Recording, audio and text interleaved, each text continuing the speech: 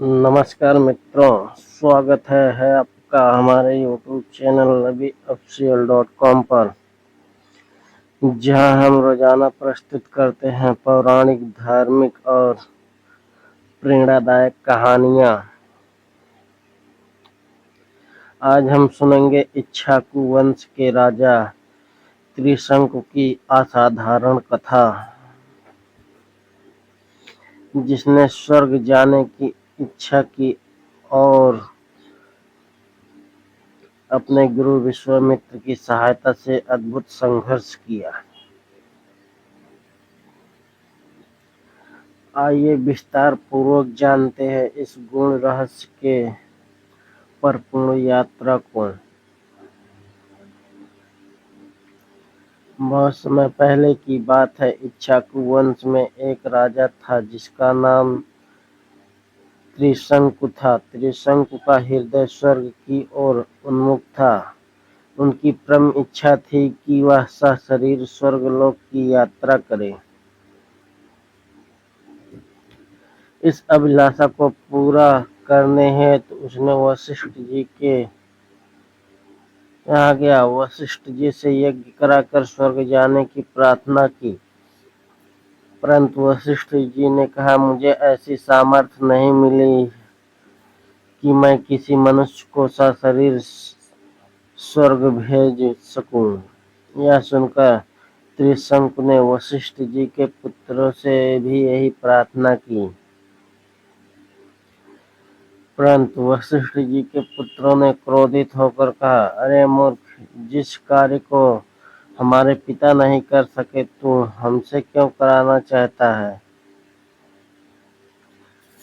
त्रिशंकु के अपशब्द सुनते ही वशिष्ठ जी के पुत्र क्रोधित हुए और उन्होंने त्रिशंकु को चांडाल हो जाने का श्राप दे दिया।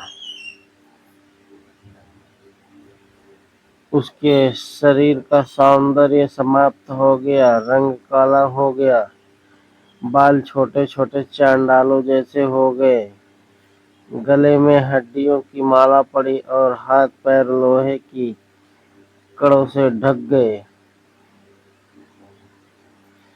मंत्रियों और दरबारियों ने त्रिशंकु का साथ छोड़ दिया, फिर भी उसकी स्वर्ग जाने की इच्छा नहीं टूटी। उसने विश्वामित्र जी से प्रार्थना की, ऋषिराज, आप महान तपस्वी हैं, मेरी इस अद्भुत इच्छा को पूर्ण कीजिए। विश्वामित्र जी ने कहा, राजन, तुम मेरी शरण में आए हो, मैं तुझे अवश्य स्वर्ग भेजूंगा। उन्होंने अपने 4 पुत्रों को बुलाया और यज्ञ की सामग्री एकत्रित करने का आदेश दिया। साथ ही सभी ऋषियों मुनियों को निमंत्रण भेजा। वशिष्ठ जी के पुत्रों ने निमंत्रण अस्वीकार कर दिया। विश्वामित्र जी ने क्रोधित होकर उन सबको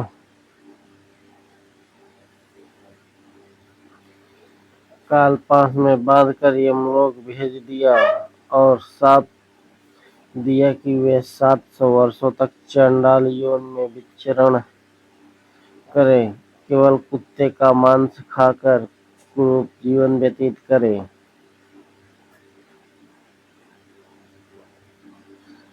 शाप से भयभीत होकर सभी ऋषि मुनि विश्वामित्र जी का साथ देने लगे।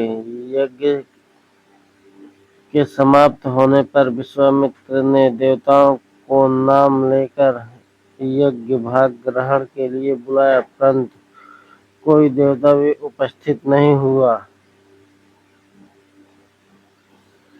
विश्वामित्र ने अर्घ्य हाथ में लेकर मंत्र पढ़ते हुए कहा, हे त्रिशंकु, मैं तुझे अपनी तपस्या के बल से स्वर्ग भेजता हूँ। जल छिड़कते ही त्रिशंकु शरीर सहित आकाश में चढ़ते हुए स्वर्ग की ओर बढ़े। इंद्र ने क्रोध से कहा, रे मूर्ख, तेरे गुरु ने तुझे शाप दिया है, इसलिए तेरा स्वर्ग में प्रवेश निषिद्ध है। ऐसा कहते ही त्रिशंकु सिर के बल पृथ्वी पर गिरने लगे। उन्होंने विश्वामित्र से रक्षा की प्रार्थना की। विश्वामित्र जी ने कहा, तू वहीं ठहर। त्रिशंकु उधर मैं लटक गए। त्रिशंकु की पीड़ा देखकर विश्वामित्र जी ने उसी स्थान पर अपनी तपस्या से नया स्वर्ग मंडल सृजित किया। नए तारे और नए सप्तऋषि मंडल की रचना की। फिर उन्होंने नए इंद्र की सृष्टि का संकल्प लिया। इंद्रादि देवता भयभीत होकर विश्वामित्र से अनुनय विनय करने लगे।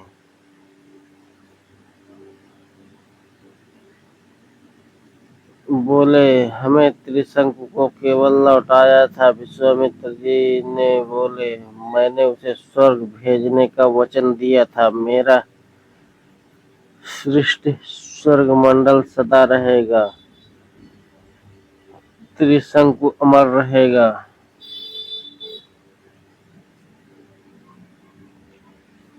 इंद्रादि देवता संतुष्ट होकर अपने स्थानों पर लौट गए। त्रिशंकु अनंत काल तक इस नव स्वर्ग मंडल में अमर हो राज्य करने लगा। यह कथा हमें सिखाती है कि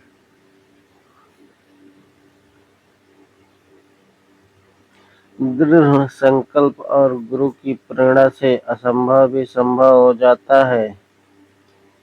अहंकार का परित्याग कर सहनशीलता और तपस्या में शक्ति, सत्य और धर्म का मार्ग हमें सच्ची सफलता की ओर ले जाता है। यह थी त्रिशंकु की स्वर्ग यात्रा की अद्भुत कहानी, एक संघर्ष और दिव्यता का प्रतीक। अगर आपको यह प्रेरणादायक कथा अच्छी लगी हो तो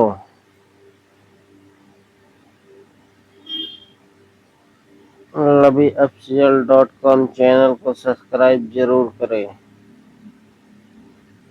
और कमेंट बॉक्स में अपनी राय जरूर बताएं। फिर मिलते हैं अगली कहानी में। धन्यवाद मित्रों।